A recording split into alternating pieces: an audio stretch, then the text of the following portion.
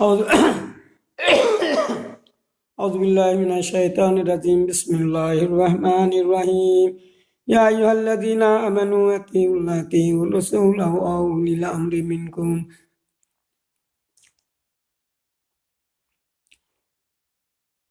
আল্লাহ তাআলা ঈমানদারকে ডাকে বললেন, হে ঈমানদারগণেরা, তোমরা আল্লাহ এবং তোমাদের রসুলের আনুগত্য করো। ওয়াউলিল আমরি মিনকুম, এবং তোমাদের মধ্যে যারা নেতা হবে, আমির হবে, তাদেরও হুকুম মেনে চলো। এটা কার নির্দেশ? আল্লাহর নির্দেশ। তা আল্লাহ আমাদেরকে কি অবস্থায় থাকতে বলছেন? দলগত অবস্থায় থাকতে বলছেন, এবং দলগত অবস্থায় থেকে আমরা আল্লাহ এবং রসুলের আনুগত্য করব, যেভাবে রসুল সাল্লাল্লাহু আলাইহি ওয়াসাল্লাম সাহাবীগণকে ঐক্যবদ্ধ করেছিলেন। তাহলে এখান থেকে যেটা বোঝা গেল, আল্লাহ নিজেই বলছে যে তোমাদের মধ্যে যারা নেতা হবে তাদের হুকুমটাও মানতে হবে, তাদের হুকুম মানতে হবে শর্ত সাপেক্ষে। যে যারা আমাদের আমির হবে তাদের কর্মকাণ্ড আমাদেরকে এইভাবে দেখতে হবে যে তারা আল্লাহ এবং রসুলের হুকুম আহকাম, আদেশ নিষেধগুলো মেনে চলছেন কিনা। যদি চলে থাকে তখন ওই আমির যদি আমাদেরকে আহ্বান জানায় যে আপনারা আসুন, আমরা আল্লাহ এবং রসুলের আনুগত্য করি, সবাই মিলে আমরা ঐক্যবদ্ধ হই, আর ঐক্যবদ্ধের মাধ্যমে আমরা দুনিয়া থেকে যত ফিতনা ফাসাদ আছে সবগুলো উৎখাত করি, আর এগুলা উৎখাত করে দিয়ে আল্লাহর জমিনে আল্লাহর বিধান কায়েম করি। তখন আমাদের উচিত হবে সকল ঈমানদারদেরকে ওই আমিরের হুকুম মানা ফরজে আইন। এ কথাই এই কোরআনে বলা হলো। সূরা ইমরানের 132 নম্বর আয়াতে আল্লাহ আবার বলছেন, ওয়া আতিউল্লাহ ওয়া রাসূলা লাআল্লাকুম তুরহামুন। এখানে আল্লাহ আবার বলছেন, এই আয়াতগুলো কিন্তু নাজিল হয়েছে বদর উহুদ যুদ্ধের সমসাময়িক সময়ে, কিছু আয়াত পূর্বে কিছু আয়াত পরে নাজিল হয়েছে। তোমরা আল্লাহ তার রাসূলের আনুগত্য করো যাহাতে তোমরা কৃপা লাভ করতে পারো। আল্লাহ এবং রসুলের হুকুম আমরা কেন মানব? এই কারণে আমাদের মানতে হবে যাতে করে আমরা আল্লাহর ভালোবাসা, আল্লাহর দয়া, এগুলা আমরা পেতে পারি। এই জন্য আল্লাহ বলছে, সেই জন্যই তোমরা আল্লাহ এবং রসুলের হুকুম মেনে চলো। আর আল্লাহ এবং রসুলের মাধ্যমে আমাদের কর্মের সংশোধন হবে এবং আমরা পুরাপুরি ঈমানদার হয়ে যাব। সূরা আনফালের 1 নম্বর আয়াতে বলা হচ্ছে, আতিউল্লাহ ওয়া রাসূলাহু ইন কুনতুম মুমিনিন। আল্লাহ তার রাসূলের আনুগত্য করো যদি তোমরা মুমিন হও। যদি তোমরা নিজেকে ঈমানদার বলে দাবি করো তাহলে তোমরা কি করবে? তোমরা আল্লাহ এবং রসুলের আনুগত্য করবে, হুকুম করবে। আবার আল্লাহ তাআলা সূরা আনফালের 46 নম্বর আয়াতে আল্লাহ বলছেন, আতিউল্লাহ ওয়া রাসূলাহু ওয়া লা তানাজ্জাউ ফা তাফসালু ওয়া তাযহাবু রিহুকুম ওয়াসবিরু ইন্নাল্লাহা মাস-সাবিরিন। এখানে আল্লাহ বলছে, আল্লাহ তার রাসূলের আনুগত্য করবে, নিজেদের মধ্যে বিবাদ করবে না। আল্লাহ এবং রসুলের আনুগত্য করতে গিয়ে তোমরা ঝগড়াঝাঁটি করবে না, নিজেদের বিবাদ করবে না। করিলে যদি কেউ বিবাদ করে তাহলে কি হবে? সাহস হারাইবে। এটা সাহসের কথা কেন আসলো? সাহস কিসের জন্য হারাবে? আসলো এটা যুদ্ধ জিহাদের সমসাময়িক সময়ে আয়াতগুলো নাজিল হয়। আর আনুগত্য যদি না করেন তাহলে আপনি যুদ্ধ জিহাদে যাবেন কিভাবে? এই জন্য এই আয়াতগুলাতে এইভাবে সকল সাহাবীদেরকে বোঝানো হয়েছে, আল্লাহ এবং রসুল যা করবে তোমরা তাই করবে, এর বাহিরে কাজ করবে না, হলে তো বিজয়ী হতে পারবে না। যে কোনো যুদ্ধ জেহাদ থেকে শুরু করে আল্লাহর আইন আনা বিভিন্ন কাজ করবে এই মাদানী সূরাগুলোর মধ্যে বর্ণনা করা হয়েছে। আর তোমরা যদি না শোনো তাহলে তোমরা কি হবে? আলাদাভাবে থাকো, তাহলে শক্তিতে তোমরা দুর্বল হবে, সাহস হারাইবে। তোমরা ধৈর্য ধারণ করবে, আল্লাহর ধৈর্যশালীদের সাথে থাকেন। আর যখন কোনো বালা মুসিবত আমাদের সামনে আসবে তখন আল্লাহ এবং রসুল বললেন যে তোমরা ধৈর্যের সাথে তা মোকাবিলা করবে। আর আল্লাহর উপরে পুরোপুরি ভরসা রাখবে, তাহলে অবশ্যই তোমাদেরকে আল্লাহ বিজয়ী করবেন। আমি এখন গতকালকে যে আমি ভিডিওটা দিয়েছিলাম সেখানে বলেছিলাম, আমার একটু বানানে বোধহয় ভুল ছিল, যে সমস্ত আলেমেরা নিজেরাই নিজেদের মধ্যে ঝগড়া করে নিজ দল থেকে বেরিয়ে গিয়ে আলাদা হয়ে দল তৈরি করবে এবং নিজেরাই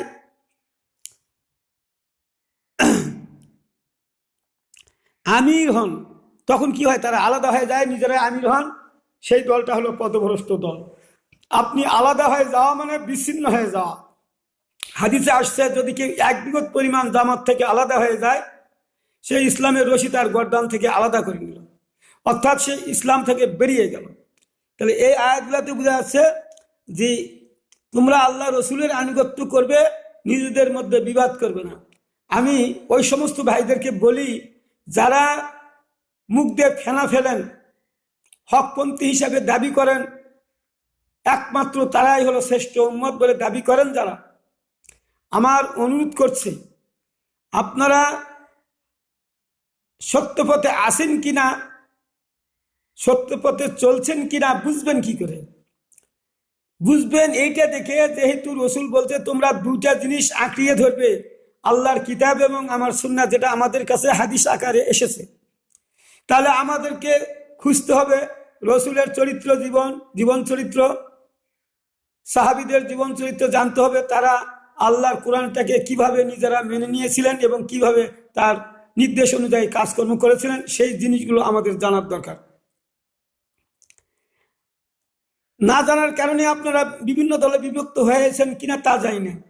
আপনাদের কর্মকাণ্ডে প্রমাণিত হয় যে নিজেকে যেভাবে মানুষের সামনে উপস্থাপন করেন আর কর্মকাণ্ডে যা দেখা যায় তার বিপরীত কাজ করেন। এই কারণে আপনাদের দলটা শক্তিশালী আপনারা করতে পারেন নাই। মানুষের বিরোধিতা করা, সংশোধনের কোনো চিন্তা চেতনা আপনাদের মধ্যে নাই, বরং মানুষের মধ্যে খালি ইয়ার কথা গীবত করা, এগুলা করে আপনাদের জীবনটা চলে আসতেছে, খালি সমালোচনা। তো মানুষ না জানার খাতিরে অনেক সময় ভুল করে, তাই আপনি জানেন বেশি, তাহলে আপনার উচিত হবে ওই লোকগুলাকে দাওয়াত দিয়ে ভালোভাবে বুঝিয়ে ঐক্যবদ্ধ করা। আপনি যেটাকে ভালো মনে করতেছেন সেই দলে আনার জন্য ঐক্যবদ্ধ করা। তা না করে আপনি বিরোধিতা করে আবার নিজেদের মধ্যেই আপনারা দল বিভক্ত করে নিয়ে গেলেন, অথচ নিজেকে হক্কানি দল বলে দাবি করেন। আমি আপনাদের কাছে একটা জিনিস বলতে চাচ্ছি যে আসলে যারা নিজে যারে বড় বলে বড় সেই নয়, লোকে যারে বড় বলে বড় সেই হয়, এই প্রবাদ বাক্যটা আমি মনে করি আপনাদের উপরই বর্তাছে। যত গর্জে তত বর্ষে না, এরকম একটা প্রবাদ বাক্য আছে না, যত গর্জে তত বর্ষে না। মেঘ তর্জন গর্জন করে আসলেও সেই মেঘের পানি কম হয়। তো আপনারা যেভাবে তর্জন করে নিজেকে হক্কানি দল বলে দাবি করেন এবং সঠিক দল হিসাবে দাবি করেন এবং ৭৩ দলের এক দল জান্নাতি হবে সেই দলটা নিজেকে দাবি করেন, তাহলে রসুলের দলটা তাহলে কি? রসুলের কর্মকাণ্ডের সাথে আপনাদের কর্মকাণ্ডের কোনো মিল দেখতে আমরা পাচ্ছি না। তাহলে রসুলের দলটাই হক্কানি দল না আপনাদের দলটা হক্কানি দল? আর আল্লাহ বললেন, কুল ইন কুনতুম তুহিব্বুনাল্লাহ ফাত্তাবিউনি ইয়াগফির লাকুম যুনুবাকুম আল্লাহু গফুরুর রহিম। হে রাসূল, তুমি বলে দাও তোমার উম্মতদেরকে, তারা যদি আমাকে ভালোবাসে তাহলে তারা যেন তোমার কর্মকাণ্ডের অনুসরণ করে, আনুগত্য করে, তাহলে আমি আল্লাহ তাদের ভালোবাসবো, গুনাহসমূহ মাফ করে দিব। এটা কার কথা? আল্লাহর কথা। আল্লাহর কথা সঠিক না আপনাদের কথা সঠিক? তে রসুল যা করবে তাই করলে আল্লাহ গুনাহ খাতা মাফ করবে, তে আপনারা রসুল যা করেছে তা তো করেন না, মুখ দিয়ে বলেন কিন্তু করেন না। আর যারা করে রসুলের কর্মকাণ্ডগুলো নিজেদের জীবনে বাস্তবায়ন করার জন্য চেষ্টা করে, অন্যদেরকেও এইভাবে কাজ করার জন্য আহ্বান জানায়, তাদেরকে সংঘবদ্ধ করে, অন্যের বিরুদ্ধে লড়াই করে, তারা মরে এবং মারে, এরা সত্যবাদী না আপনারা সত্যবাদী? এই দলটার বিরুদ্ধে আপনারা যে সোচ্চার ভূমিকা পালন করছেন, মানুষদেরকে বিভ্রান্ত করছেন, তাহলে বলেন কারা সত্যবাদী? যারা আল্লাহ এবং রসুলের হুকুম মতো চলছে তারা সত্যবাদী, না আপনারা যারা শুধু রসুলের ব্যক্তিগত জীবনের ইবাদত, নামাজ, রোজা, হজ, যাকাত এগুলা করে বেদি ব্যস্ত আছেন, তোমরা সত্যবাদী। আপনাদের বুঝতে হবে, সাধারণ মানুষকে বিভ্রান্ত করলে আরো ক্ষতির মধ্যে পড়ে যাবেন। তাহলে এখানে দেখেন সূরা নূরের 54 নম্বর আয়াতে আবার কি বলা হচ্ছে, কুল আতি উল্লাহ ওয়া আতি উর রসুলা, বলো আল্লাহর আনুগত্য করো এবং রসুলের আনুগত্য করো। তাহলে কত জায়গাত আল্লাহ বলেছে আনুগত্যের ব্যাপারে, আল্লাহ এবং রসুলের আনুগত্যের ব্যাপারে কত জায়গাত আল্লাহ বললেন, হুকুম করলেন, নির্দেশ করলেন। আপনি দেখান তো, আপনি দেখান আল্লাহ এবং রসুলের হুকুম অমান্য করে কিছু মানলেন, কিছু মানলেন না। আর এ ব্যাপারে আমি ইতিপূর্বে অনেক আয়াত দিয়েছি, হাদিসও দিয়েছি। যারা আমার ধারাবাহিকভাবে আমার ভিডিওগুলো শুনেন এবং অন্যদেরকেও শোনার ব্যবস্থা করে দেন বা শুনছেন, ধারাবাহিকভাবে শুনবেন, নিজেরাও সব পাবেন, আমিও সব পাবো। আর এগুলা সাবস্ক্রাইব, কমেন্ট, শেয়ার করে দিবেন। আমার সঙ্গে অনেকে মোবাইলে যোগাযোগ করার চেষ্টা করেন, ভাই আমি সময় পাই না, আমি খুব ব্যস্ত মানুষ, যার ফলে আপনাদের ওগুলাতে কথা বলতে গেলে আমি এদিকে আমার সময় হারিয়ে ফেলবো। আমি তো একটু চাকরিও করি, যার জন্য নিজের চাকরিটাকেও তো হালাল পথে আমাকে রাখতে হবে এবং হালাল পথে চলতে হবে। হালাল পথে গেলে নিজের কর্ম নিজেকেই করতে হবে, কারো দ্বারা করে নেওয়া যাবে না। এই জিনিসগুলো যেহেতু আমি বুঝি, কাজে ফাঁকি দিয়ে কোনো এবাদত আল্লাহ গ্রহণ করবেন না। নিজের দায়িত্বকে দায়িত্ব হিসেবে ভালোভাবে নিয়ে করতে হবে। আপনাদের মোবাইল আসার কারণে আমার অনেক সময় আমার গন্ডগোল হয়ে যায়, এটা ধরি না, এটা করি, কি করি বুদ্ধি পাই না। ভাই আপনারা মনে রাখবেন না, আমি ধরি আর না ধরি, আপনাদেরকে আমি ধারাবাহিকভাবে কোরআন হাদিস দিয়েই বুঝাবো। আর আমার কথাগুলো আপনারা অমান্য করলে মুনাফেক হয়ে যাবেন, মুনাফেক হয়ে যাবেন। এই কারণে মুনাফেক হবেন, আল্লাহ এবং রসুলের একটি হুকুম অমান্য করলে তারা পদভ্রষ্ট হয়ে যাবে। আল্লাহ এবং রসুল কোনো নির্দেশ দিলে কোনো মমিন পুরুষ কিংবা কোনো মমিন নারী সেই বিষয়ে ভিন্ন সিদ্ধান্ত নেওয়ার অধিকার রাখে না। তাই আমি আল্লাহ এবং রসুলের কথাগুলো আপনাদের সামনে তুলে ধরছি। এগুলা যদি আপনারা না মানেন, অমনস্ক হন, তাহলে আপনাদের ইমান হয়ে এক হয়ে যাবে, পথ পাওয়ার পর পথ হারিয়ে ফেলবেন, পথভ্রষ্ট হয়ে যাবেন। আল্লাহ আবার সূরা মুহাম্মাদের 33 নম্বর আয়াতে আবার কি বলছেন দেখেন, ইয়া আইয়ুহাল্লাযীনা আমানু আতিউল্লাহ ওয়া আতিউর রাসূলা ওয়া লা তুবতিলু ওয়া মা'লাকুম। হে মুমিনগণ, তোমরা আল্লাহর আনুগত্য করো, রসুলের আনুগত্য করো, তোমাদের কর্ম বিনষ্ট করো না।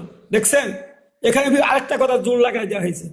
এখানে কি বলানো হচ্ছে যে হে ইমানদারগণ, তোমরা আল্লাহ এবং রাসূলের হুকুম মেনে চলো। আনুগত্য মানে হুকুম মেনে চলা, নির্দেশ মেনে চলা। আর তোমরা যদি এটা বাদ দাও, আল্লাহ এবং রসুলের আনুগত্য না করো, এই কর্ম না করো, তাহলে আল্লাহ তোমাদের কর্ম যেটা ভালোই করো সেই কর্মগুলার কোনো মূল্য দিবে না, ব্যর্থ করে দিবেন, ডিলেট করে দিবেন। আল্লাযীনা ওয়াসাদ্দু আন সাবিলিল্লাহ আদাল্লা আমালাহুম। এখানে সূরা মুহাম্মাদের 1 নম্বর আয়াতে বলা হয়েছে, যাহারা কুফরি করলো, অন্যদেরকেও আল্লাহর পথ থেকে নিবৃত করলো, আদাল্লা আমালাহুম, আল্লাহ তাদের কর্মগুলো, ভালো কাজগুলো ব্যর্থ করে দিবেন। তাহলে আপনারা যদি বলেন হক্কানি দল বলেন, কত আয়াতের হুকুম আপনারা অমান্য করে চলেন। আপনারা এই কথাগুলা বলে সাধারণ মানুষকে যে বিভ্রান্ত করলেন, এর দায়ী আপনাদের নিতে হবে না, সাধারণ মানুষ তো জানে না। তা আপনারা মাইক বের করে বলতেছেন যে এবার ভোট দিলে সব জাহান্নামী হয়ে যাবে। এই এদের মূল লক্ষ্য কি? ইন্নামাল আমালু বিনিয়াত। এটার অর্থও তো বুঝেন না মনে হয়। ইন্নামাল আমালু বিনিয়াত, আল্লাহ নিয়তের উপরে মানুষের বিচার ফাইসালা করবে। এক সাহাবী যুদ্ধে অংশগ্রহণ করেছিল, পরে সে মুনাফেক হয়ে মারা গেল, তার কাজকর্মে তো যুদ্ধ জেহাদেই ছিল। এ কথাটাও তো আপনারা বলেন, কোন কোন ভিডিওতে দেখি যে তোরা খালি জিহাদ করেন, দেখেন জিহাদে তাও সে জাহান্নামী হয়েছে। হবে তো, ওই আপনাদের নিয়ত তো খারাপ, আপনাদের নিয়তের মতো ওই লোকগুলা। আপনারা নিয়ত খারাপ বলেন মুখ দিয়ে যে এগুলো আল্লাহর আইন, এগুলো করতে হবে, আর নিজে করেন না, তাহলে আপনার নিয়ত খারাপ হলো না? মুখে বলেন আপনি করেন না, আপনাদের নিয়ত তো খারাপ। এই ধরনের নিয়তের লোকগুলা যারা যুদ্ধ জেহাদে গেলেও, মৃত্যুবরণ করলেও তারা শহীদ হিসাবে গণ্য হবে না। তো আপনার ইন্নামাল আমালু বিনিয়াত, আপনার নিয়ত কি? আল্লাহ এবং রসুলের হুকুম যেহেতু কেউ পালন করে, যেহেতু আপনি নিজে করেন না, এই জন্য আগের থেকে আপনি বলে আসছেন, জনগণকে বলছেন যে ইসলামে কোনো রাজনীতি নাই, রসুল কোনো রাজনীতি করেন নাই, রসুল কোনো শরিয়া আইন নাই। এই কথাগুলা জনসাধারণের কাছে আপনারা বিভিন্ন সভা সমিতিতে বলে এসছেন যে একটা কুকুরকে পানি খায় পতিতার মহিলা জান্নাতি হয়ে গেল। এই কথাগুলা যখন মানুষের সামনে তুলে ধরেন আর আসল কথাগুলা যখন না বলেন, কখন কোন হাদিস বর্ণিত হলো, কখন কোন আয়াত বর্ণিত হলো এবং সে হাদিসের সে আয়াতের অর্থ কি বুঝেন না। আপনারা বুঝেন কি একটা হরফ পড়লে 10 নেকি। যারা পড়ায়, যারা শিক্ষা দেয় তারা উত্তম মানুষ, আর রোজা করলে সব গুনাহ মাফ, নামাজ ঠিক হলে সব আমল ঠিক হয়ে যাবে। এই হাদিসগুলোর উপরই আপনারা আমল করেন। আপনারা আমাকে দেখান। প্রশ্ন আমার, রসুলের সময় যে সমস্ত সাহাবীরা রসুল সাল্লাল্লাহু আলাইহি সাল্লামের হুকুম একটি অমান্য করেছে, সঙ্গে সঙ্গে মুনাফিক হয়েছে, তাহলে আপনারা যুদ্ধ জিহাদ করেন না, আল্লাহর আইন নিয়ে আসেন না। রসুলের সময় তারা মুনাফিক হয়ে গেল, ১,৫০০ বছর পর আমাদের উপর শরীয়তের পূর্ণাঙ্গ বিধান কায়েম হয়ে গেল। এখন আসে আপনারা যেগুলো বাদ দেন, কিছু মানেন কিছু মানেন না। কিয়ামতের ময়দানে আল্লাহ তাআলা আপনাদের যদি বলে যে তোমরা, আমি যে বলেছি রসুল যা করবে তাই করো, ওমা আতাকুমুর রাসূলু ফাখুযুহু ওমা নাহাকুম আনহু ফান্তাহু, আপনারা তো এটা টেবিলের উপর থাবুর দিয়ে বক্তৃতা দেন, বলেন ওমা আতাকুমুর রাসূলু ফাখুযুহু, আমার রসুল যা দেয় তা গ্রহণ করো, যা থেকে নিষেধ করে তা থেকে বিরত থাকো। টেবিলের উপরে হাত রেখে এমন জোরে সুরে কথা বলেন যে আপনারা বোধহয় রসুলের দেওয়া পূর্ণাঙ্গ জীবন বিধান বোধহয় পালন করেন। তাহলে রসুল যা দিয়ে গেল আপনারা তা গ্রহণ করেন কি? আমার প্রশ্ন, রসুল যা দিয়ে গেল তা কি আপনারা গ্রহণ করেন কি? করেন না। তাহলে ওই কথা যে বললেন রসুল যা দেয় তা গ্রহণ করো, যা থেকে নিষেধ করো তা বিরত থাকো, আপনাদের জীবনে কি সেই কাজটা আছে? এই কোরআনের আয়াতের আমলটা আপনাদের জীবনে আছে? নাই। আমি বলছি নাই, চ্যালেঞ্জ করলাম আমি। আর যখন রসুলের হুকুম, আল্লাহর হুকুম মেনে যারা এই দুনিয়াতে যারা চলছে, রসুল সাল্লাল্লাহু আলাইহি সাল্লাম যেভাবে জিহাদে অবতীর্ণ হয়েছিলেন, যে কারণে এই দলগুলাও সেই কারণেই তাদেরকে বাধ্য করা হচ্ছে জিহাদে যেতে, ইচ্ছা করে নয়। আমরা যখন আল্লাহর আইনের কথা বলছি, অনেক মানুষ বিরোধিতা করছে, আর আল্লাহ নিজেই বলেছে আমার কথা যারা বলবে তাদের বিরোধিতা করবে মানুষ, সবাই মেনে নিতে পারবে না।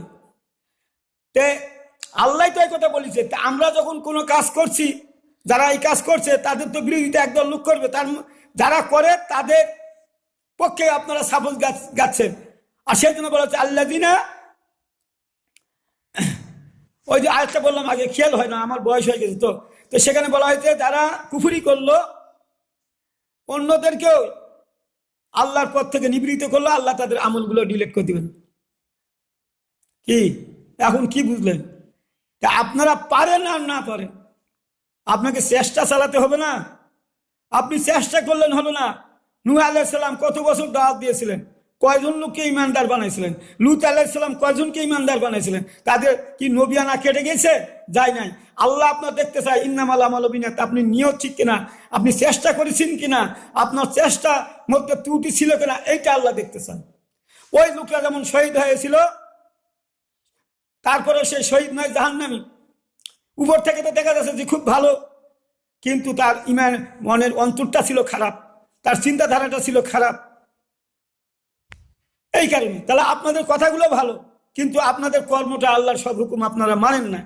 তো সব হুকুম না মানলে আপনি নিজেকে ইমানদার বলে দাবি করা আল্লাহর আমাদের কাছে হয়তো গ্রহণযোগ্য পাচ্ছেন, কিন্তু কিয়ামতের ময়দানে আপনারা কি জবাবদিহি করবেন? আর ওই সমস্ত আপনাদের সাগরিদেরা, আপনাদের কওমেরা যখন ধরা খাই যাবে কিয়ামতের ময়দানে, আপনি কি বলবেন? ভবিষ্যৎবাণী করার অধিকার কারো নাই।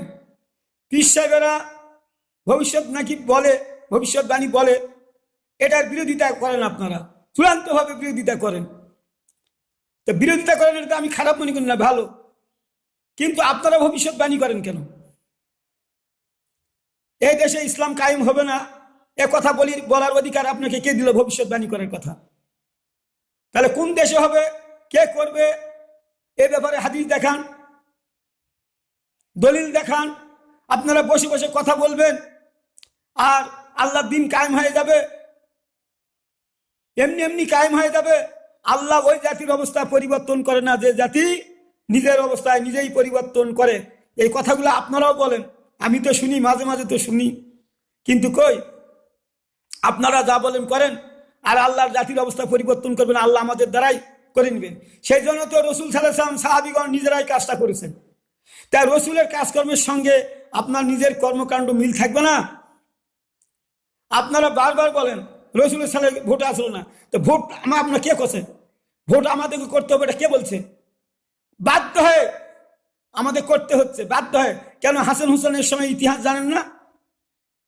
হাসান হুসেনের সময় ইতিহাস জানেন না? ওখানে ভোটাভুটি সমর্থন দেওয়ার পরেও হলো, একদল লোক এইদিকে সমর্থন করলো, একদিকে ওই দিকে সমর্থন করলো, করে যুদ্ধ হলো না?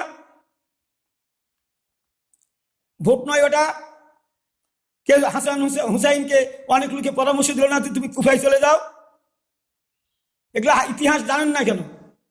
তো চলে গেল, তো তার পক্ষে তো ভোট সমর্থন করা আমি তো মানে ভোটটা, এটা প্রকাশ্যে বলা হলো, এটা গোপনে বলা হলো।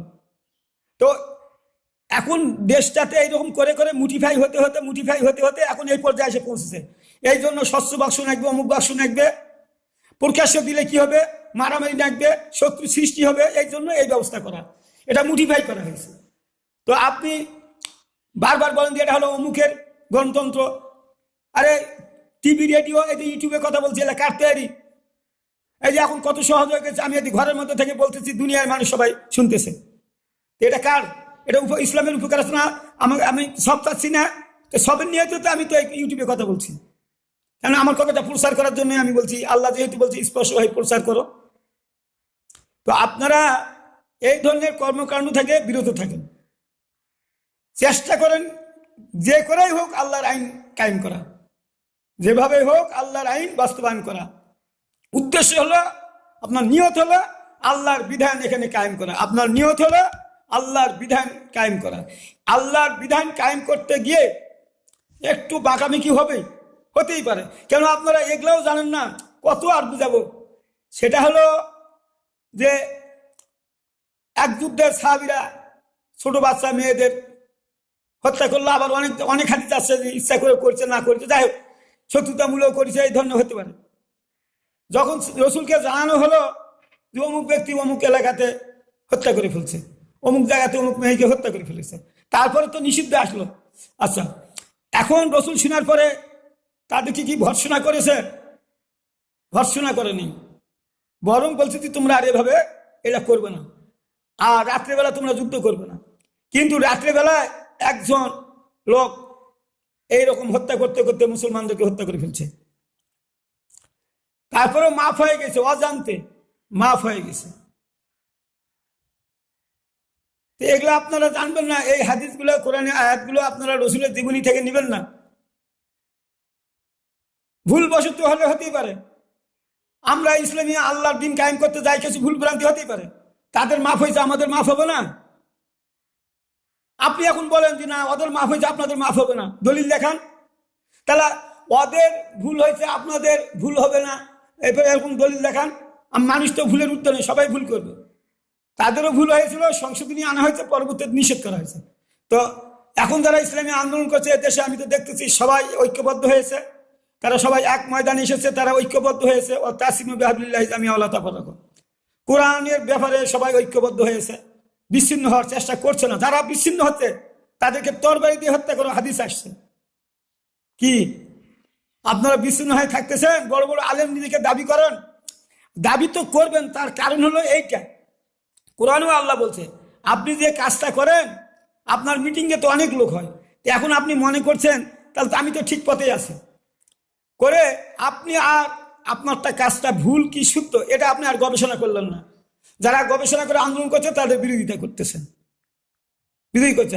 এখন যদি আপনি ওইটা মানে নেন, তাহলে আপনার আগের বক্তব্য ভুল ছিল, তাহলে জনগণ বুঝবে যে তাহলে এই আলেম কিছু জানা ছিল না, কারণ আগে তো আপনি চ্যালেঞ্জ করেছেন, এই শর্মে আপনার ওই আপনার ওই আগের নীতিতেই আপনি অটল আছেন শরমের জন্য। দুনিয়ার শরম আর আখিরাতের শরম এক করলেন, হতেই পারে মানুষের ভুল, ভুল সংশোধন করে নেবেন না। তো যাই হোক, আমি আজকে আপনাদের সাথে এই কথাগুলো বললাম, আপনারা এই গুরুত্বপূর্ণ কথাগুলো আপনারা মানুষের সামনে তুলে ধরবেন। যারা আমার আজকের এই বক্তব্যকে, যারা যে কোনো একটা কথাকে যারা অস্বীকার করবে, তারা ইমান হারা হয়ে যাবে।